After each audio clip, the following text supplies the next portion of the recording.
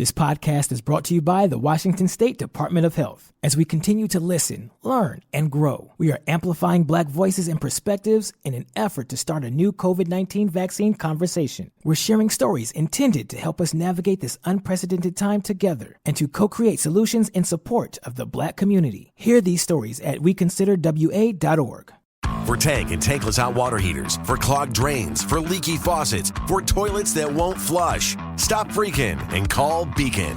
Beacon Plumbing, Heating, and Mechanical is your trusted source to solve all your plumbing needs. 1-800-FREAKIN or beaconplumbing.net.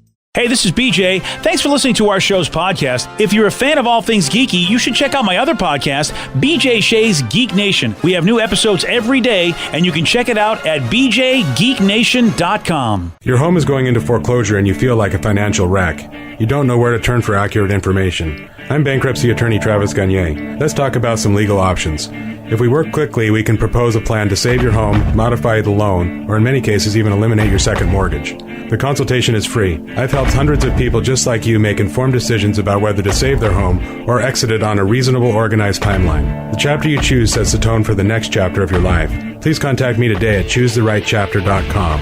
That's choosetherightchapter.com. 99.9 KISW, the Rock of Seattle.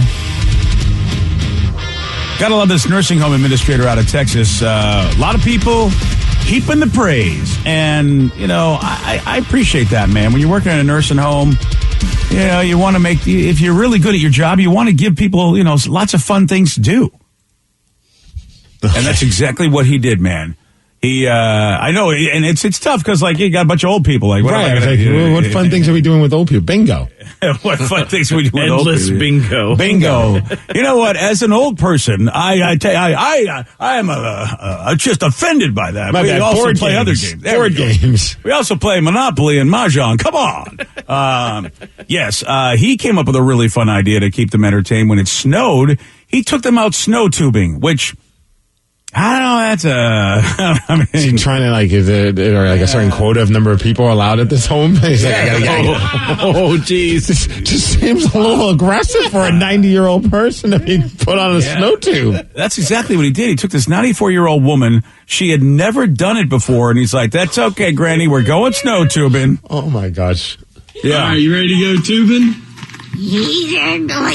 Have you ever been tubing before? How old are you? 94. 94. All right, let's go tubing. Oh, that was fun. That was fun. Good to hear. I'd be so scared. I'm sorry. That's amazing. Yeah. Because she doesn't sound like a youthful 94. No. She doesn't look like a youthful 94 either. Yeah. And so. She's way to old shame her, Rev. Well, here we go. I have to say, though, I have never been snow tubing. I've tobogganed, and I've gone down with those plastic little circly things, like the saucer things.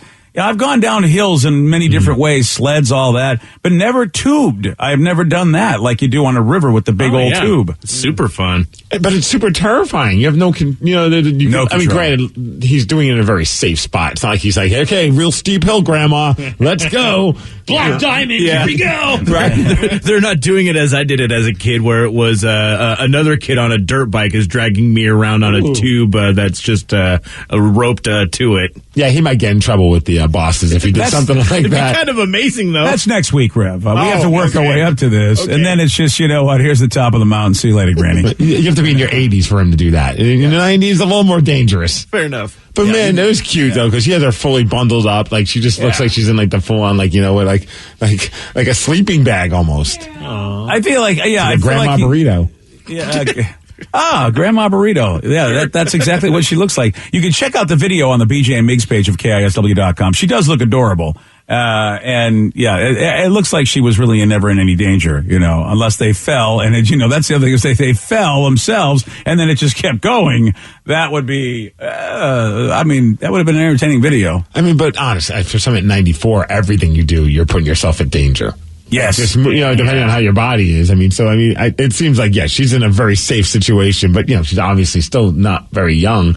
I would just be too scared if I was him. I mean, good on him. It seems like he's an awesome dude. He's just trying to have fun things to do with the elderly and to give them great life memories. But, man, I would just be too terrified that I'd be the reason why something bad happened to her. Now, that was a story that ended well. We now have another story that a man was stabbed for not flushing the toilet. Oh, yeah. Serves him right. Mm-hmm. Steve's going to tell you all about this. He's got the Miggs report for you at 6:17 on The Rock. BJ and Miggs, mornings on The Rock, 99.9 KISW. 99.9 KISW, The Rock of Seattle. KISW presents the Roast of Steve Miggs live on stage. Oh, yeah, the unroastable getting roasted. You know it. Unroastable, baby. Oh, yeah. And it features the entire KISW crew. We're talking about us, the men's room, Ryan Castle, Taryn Daly. And we're also going to have special guest roasters. Yeah, there might be a couple former Seahawks showing up from what I hear. Oh, wow. This is getting to be quite a party. It says, hey, I think I might bring some guys by. I'm like, oh, that's just fantastic. Yeah. I'm glad everyone's coming around and rallying to support everybody on the show goofing on me. I have to, you know what, my job's going to be easy. I think, I'm just going to be like, look, man, there's so many people, I don't want to take the time up. So, we got to get all the roasting in here. There's a line out the door, not a fan. It really is. Roasters. I might get a joke in or something and go, hey, how about that, Steve? Huh? Next thing you know, and then I'll be, well, that's all I got for you because there's 400 people out here that want to roast Steve. It's going to be fun. I mean, fun at my expense, but it's going to be a blast. I mean, we're all going to have a good time there on stage, getting to hang out with the Rockaholics. I heard that the VIP section already sold out. Wow. So that's crazy.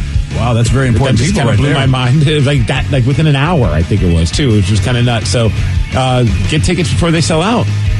Yeah, tickets are on sale right now. Again, it's Friday, April 15th, Snoqualmie Casino Ballroom. Also, there's going to be live music from Glenn Cannon and The Damage Done. So that's a bonus. I mean, we're going to get the roast Steve, plus get some great tunes in there.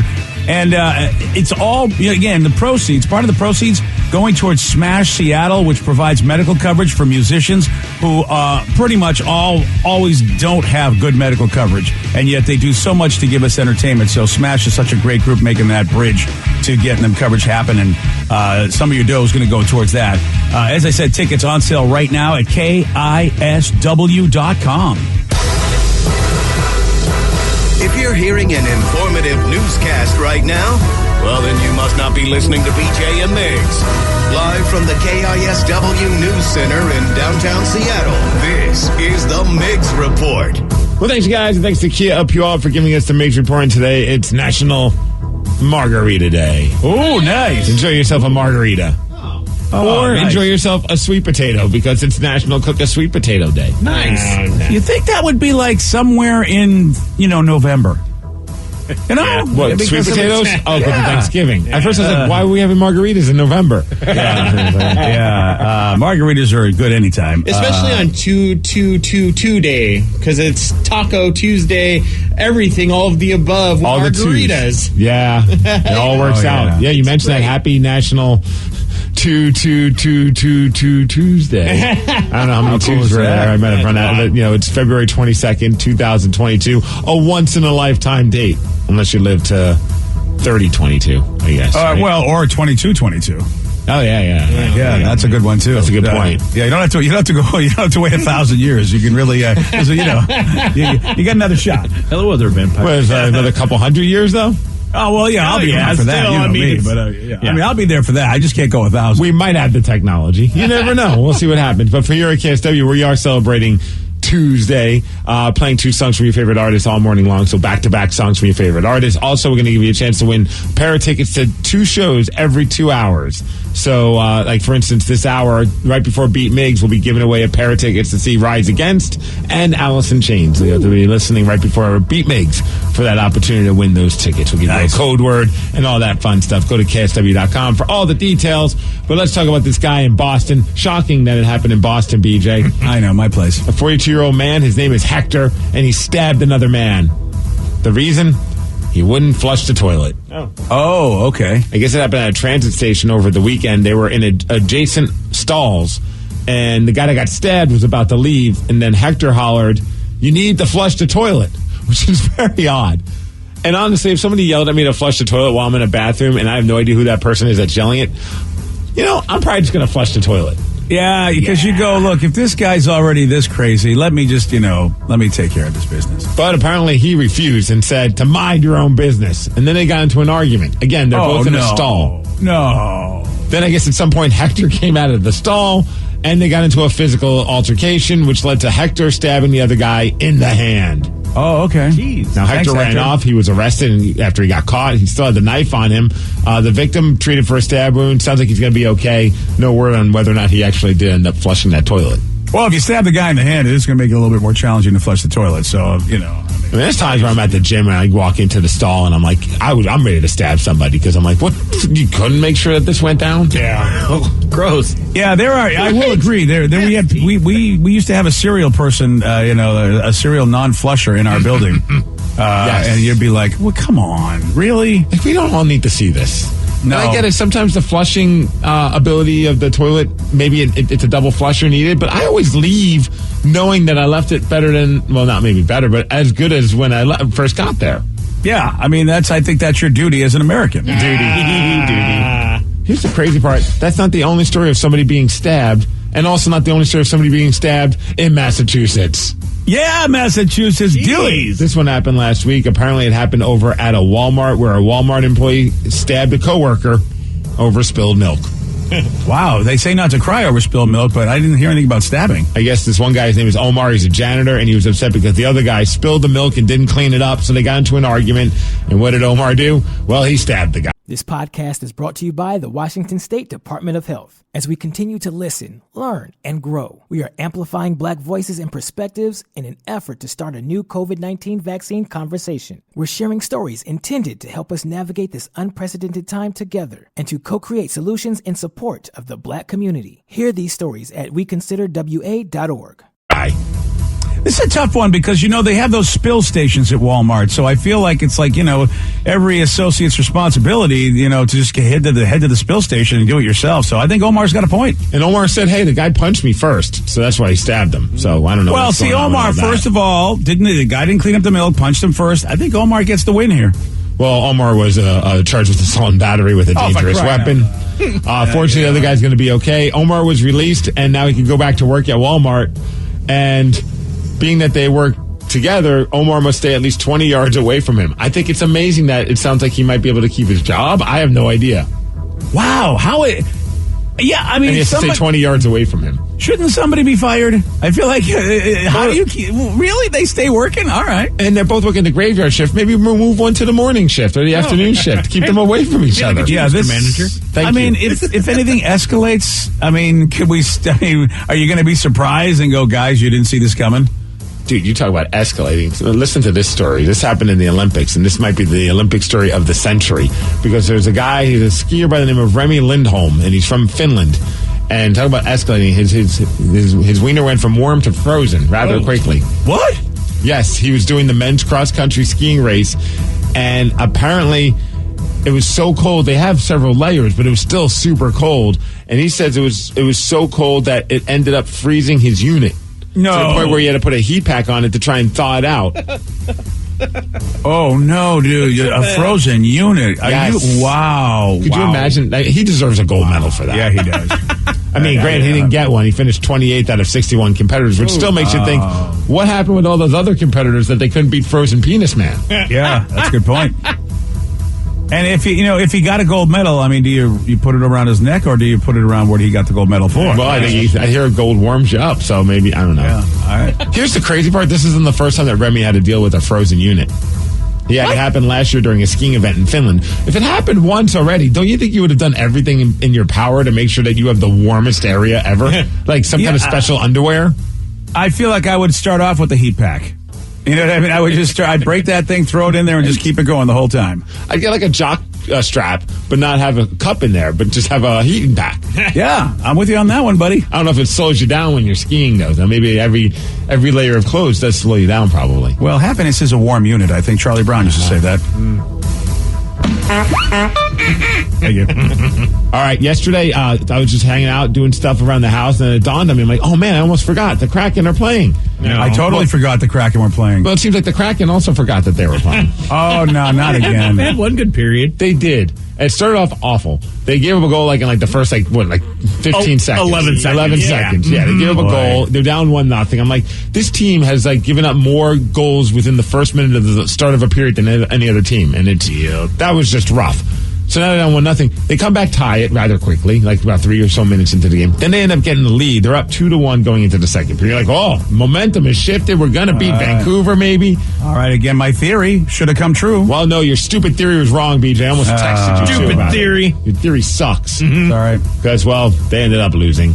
They went to that right to the pooper and didn't flush. Lost 5-2. One of those goals being an empty netter. I gave up a ton of shots. It was just terrible. The team just didn't look like they knew what the hell they were doing out there. Just everything was just not working. It was so bad. Oh, congratulations. Everything did not seem to be working. Tonight, they're going to have a chance at fixing things. Let's see what happens. They're at home, Climate Pledge Arena, taking on the Islanders. If you want to watch that game, you got to have ESPN Plus. So there you go with that one. And we keep talking about this guy by the name of Van Jefferson. He played for the Los Angeles Rams. He was the guy whose wife went into labor in the third quarter, had to go to the hospital, give birth to their child. Well, they just announced what they named their kid. Oh, okay. And it has connections to him winning the Super Bowl. Really? What do you think you named him? Super? Wrong. Super wrong. Okay, sorry. All right, Vicky, what do you think? Win? That's Russell Wilson's kid. Yeah, Ever since he named it that, they don't. Yeah, really. Yeah, don't name your kid Win if you want to win. Right. Wrong. No. Rev, what do you think? Oh, a little Bowley there. Little Bowley. Bowley. Super Bowl. That's a great name. Yeah. Wrong. Danny? I'm going to go with winner. Winner. Yeah. Wrong. Oh. Yeah. You know what? then. Here's Van Jefferson telling us what they named their child. We were really thinking about like Win and Miles, but then it was just like, I think it's very fitting to name him Champ, you know, and then we just looked it up and Champ is like a warrior. So, and then my wife is a warrior. Like what she did that whole game and what she did throughout this whole week of Super Bowl, the week of Super Bowl being so crazy, he's a champ and she's a warrior. So Champ Curtis Jefferson. So that's the name we got. All I can think of is Champ Kind. He's the only champ I know. Whammy. Yeah. All right. Yeah. All right. Champ.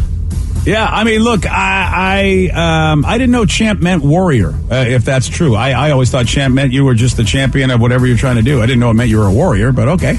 I always feel like when someone calls you champ, that's kind of like a condescending thing. Like, hey, come over here, champ. Yeah. You know what I mean? Like, it's like, hey, chief, hey, boss. Like those kind of things. Things that you're not, they call you. Right. Yeah. Like, it's so very, very condescendingly and sorry. So, but this champ's going to be different. This champ's going to be, I was born at the Super Bowl that my daddy was winning.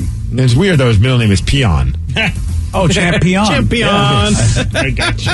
I like that. Sorry. Just working on the dad jokes. Yeah. I still feel like I got another year before they really resonate with Tatum. Yeah. Well, you know, need some work. She'll appreciate it. You know what I'm not going to appreciate? Damn cold weather today. Yeah. Snow. I actually saw some flurries this morning. I know Taryn got hit with a bunch of snow north of Seattle. Well, she does live like, doesn't she live on the other end of the universe? She lives in the North Pole. Yes, that's really what it is, yeah. She lives right next door. Santa's her neighbor. Yeah, it's crazy. That's the problem. I mean, you're going to get snow when you live next to Santa. But the high is going to be 38 degrees. Wasn't it like 59, 60 degrees last week? Yes. Yeah. This is stupid. Are we getting sun, though? I heard we getting some sun. Yes. And that's the price you pay in winter. You get sun, but then it seems to be colder. I'll take that at least. I'll take the sun with cold as opposed to like 50s and just dreary-ass rain. Yeah, I'm with you. All right, well, the weather, like I said, 38. That's the mix report, and that's what's up. Nice job, buddy. Thank you. Oh, so it's a Champ Bailey. Oh, right. I forgot about Champ Bailey. All right, well, there you go. Yeah, 2 champs right there. Big winner. There's a lot there. Get yourself a chicken dinner, kid. Hey, kid. Hey, champ. Hey, champ. I know, he's just going to hear that for the rest of his life. And I know. I mean, hopefully he's not like a loser. Like, it's just going to be more like salt on the wound there. I hate to say it, but if it's anything like win, you know what? This is the last Super Bowl Champ's dad's going to win. I'm just going to tell you that right now. Jinxed it. He's jinxed it. Yeah, don't do it. Well, yeah, if I named my kid, it'd be like wild card. Just so that way, keeping it kind of modest. Right, wild card. Wild card, bitches. Yeah. All right. What's worse of a name then? Champ or Win? Oh, if you had to pick. See, Win, I feel like you've got WYNN, so I never, sometimes, I don't know why I never thought of the name Win. I never thought that it meant win something. But yeah, Rev, I think of a casino where you never win. So yeah, I mean, that's all I think of too. Yeah. I think Win's worse. I think I'd go with Champ over. I feel like it's more just like there's more of an oomph to it. I'm Champ Miggs as opposed to I'm Win Miggs. Agreed, but then at the same time, like Champ also kind of reminds me of like a dog name. Like what's a Champ? That's true. Come here, Champ. I've heard more Yeah. Champ dog names than I've heard Win. Yeah. I do love Urban Dictionary's definition. Oh, It's what boy. your dad calls you when he forgets your name. But it's my name. Champ. Well, Yeah. Van's kid Champ. That's his name now. Perfect. Yeah. Yeah, that's probably why he named him that. That's the real reason. He's like, look, I drink a lot. Because will never we win remember Super his Bowls a name. lot, so I'm going to just basically forget my kid's name. I'm thinking nicknames, though. I'd rather be called Champy than Winnie. Yeah. Champy. Champy? I don't think either one of those are really a good alternative. No, it's just a matter of which sucks less. You know. Yeah, it really, really does. Yeah. So Hey, Champy. it doesn't matter because your parents are going to come up with weird nicknames for you anyway. I mean, Tater Tot for you, Sarah Goosey for me. I mean, you know how it is. The parents are going to give you the weird. Yeah, the kid's going to have something that's really weird, and it's going to come up when he's in his 30s, and everyone's going to laugh at him. Yep. Yesterday, Steve, otherwise known as what your mother call you? Little P boy in the suit of armor guy. Oh. That's a long name, but I feel like that really is accurate. It doesn't flow very well. It's insults like this make me not very worried about the roast of Steve. Little P-boy in the suit of armor, man, you got me. Well, roasted. I was trying to be cute. What would be a cute name? And I was really like, there's nowhere to go with this. No, it's like, because you want to tell the story of why you have the name, and it just was like, wow, I guess this wouldn't be a good That's little what you cute went name. with. You could have gone with like Tin Man or anything else. I know, Little but P-boy in a suit of armor. That sounds like the worst children's book known to man. I thought he was going with like Peanut Head because apparently he had a weird looking head. in Yeah, there. I was waiting for I Peanut forgot Head about that, too. Vicky. You're right. I forgot about the peanut on. head. To me, I think his most epic moment is basically urinating in a suit of armor. Though. I mean, honestly, No, you never let it go. I really feel like if we're, if his life flashes before his eyes, if that's not one of the top 5 highlights before Steve dies, because I think that's a big accomplishment. I feel like that's like such a blip in my life. What? That is a huge thing. Nobody I know, ever you bring known it has up all done the time. this. Forget getting married. Forget having a child. Forget Exactly. playing with Stone Temple Pilots. It's, I mean, when you Being think in a about suit of armor. that is your moment. The epic nature that, first of all, somebody who I've never known anybody that has a suit of armor in their house as a decoration, and then to have the small child go, you know what, this is a good enough bathroom for me. That to me is a tremendous story, which is why Little P-boy in a suit of armor is like the greatest nickname ever for a child. I'm working on that children's book. There we go. Yesterday, LPB, I guess we'll call him. He did get this one right. Who had a hit song with Insane in the Brain? Insane, got no brain. What the hell? Cypress Hill. Yes. Yeah, you are so unroastable. We have a shot at beating Steve right now, as a matter of fact, and it's for you. 206-421-ROCK. We're playing Beat Migs. We're going to do that at 6:50 on The Rock. Today's podcast was brought to you by Travis Gagne, bankruptcy attorney. He's here right now and has agreed to answer more of your questions about bankruptcy. What's the difference between filing for bankruptcy and credit counseling? Credit counseling is a useful process in some circumstances, but it does show up on your credit. In fact, from a credit scoring standpoint, credit counseling shows up just like a bankruptcy, so it's going to affect your credit as negatively as filing bankruptcy. In credit counseling, the idea is that a credit counselor works with your creditors on your behalf to try to lower interest rates or work out payment plans with your creditors to pay back your debt over time. In credit counseling, you almost always pay back 100% of the debt, sometimes at lower interest. And of course, some creditors will participate in that process and some won't. So you're usually left with kind of a mixed result with credit counseling and, of course, a high payment. Thanks, Travis. If you have more questions about bankruptcy, you can reach out to Travis anytime at ChooseTheRightChapter.com. That's ChooseTheRightChapter.com. Thanks for listening.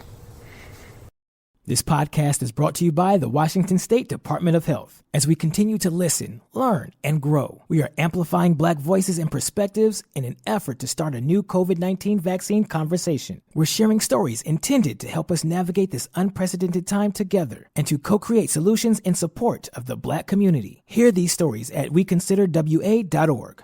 A burst pipe at 3 a.m. is a bad way to start the day. A cold shower in November isn't invigorating. So before you start freaking, call Beacon. Beacon Plumbing, Heating, and Mechanical is just one call away 24 hours a day. 1-800-FREAKIN or beaconplumbing.net. Take the next step toward the career you want, be it business, cybersecurity, healthcare, or more. UMGC can help you get there. No application fee when you apply by August 31st. Visit umgc.edu, certified to operate by Chev.